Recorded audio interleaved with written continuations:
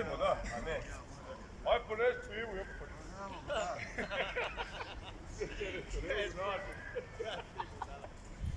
Snimaš? Da.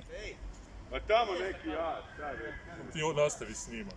Kad ja prestanem vježbat, onda ti prestaneš snimat. Ma ne, kaže nešto, šta ja znam, neki ja.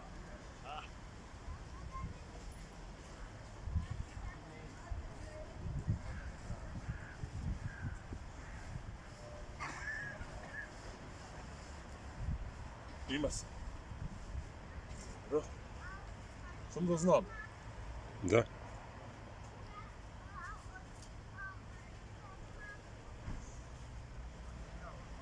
svega tata se mora imat ravna leđa kod vježba.